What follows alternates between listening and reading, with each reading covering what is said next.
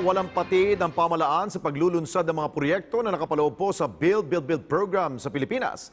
Kabilang na nga riyan ang konstruksyon ng 4-lane road sa Bulacan na inaasahang makapagpapataas ng ekonomiya sa naturang lalawigan. May report si Alan Francisco.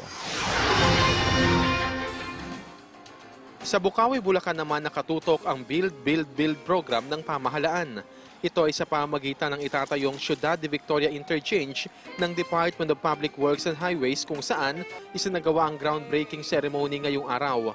Ayon sa DPWH, construction ito ng 4-lane road na magkokonekta sa Manila North Road sa Santa Maria Bukawi Bypass Road na babagta sa Governor F. Halili.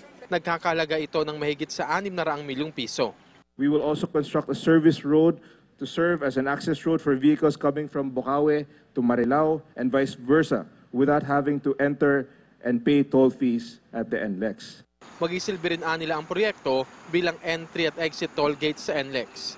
Sinabi naman ng DPWH Region 3 na sa Nobyembre ng taong ito matatapos ang proyekto, bagay na kinatuwa ng mga motorista. Kasi para lumuwag. Kasi siksikan na rito sa Santa Maria eh. Halos lahat ng mga sasakyan dito dumadaong. Pagdating sa bayan, masikip na. Kaya gumagawa sila ng paraan para lumuwag ang Santa Maria.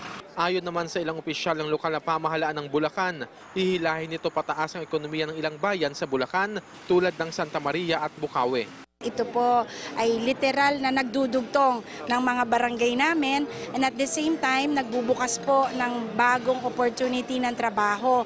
Tuloy-tuloy all systems go po ang programa ng ating Pangulo, President Duterte, ang kanyang Build program. Ramdam na po sa lahat ng probinsya ang ating Build. Kaya sa lahat po ng ating mga kababayan, asahan niyo po na walang tigil po ang buong gobyerno sa aming mga layunin, dito po sa infrastruktura para makahabol po ang ating bansa. Pagmamalaki ng DPWH, ang interchange na ito ay isa pa lamang sa marami pang mga proyektong pang-infrastruktura ngayong taon na dapat nilang asahan sa ilalim ng Build program ng pamahalaan. Alan Francisco, para sa Bayan, Bukawi, Bulacan. Pagsapit ng alas 6 ng gabi, tutok na sa Balitang Subok at Laging Una. Muli nagbabala si Pangulong Rodrigo Duterte laban sa mga sangkot sa katiwalian at iligal na droga. Balitang napapanahon at laging maaasahan. This weekend, nagpapaulan pa rin sa malaking bahagi ng bansa ang Southwest Monsoon o yung hanging habagat. Balitang masusing kinalap para sa kapakanan ng mamamayan. Mahigit 100,000 trabaho sa loob at labas ng bansa ang naghihintay sa mga job seeker. Samahan ang tampalang Alex Santos at Catherine Vital sa PTV News. Hatid namin sa inyo para sa bayan.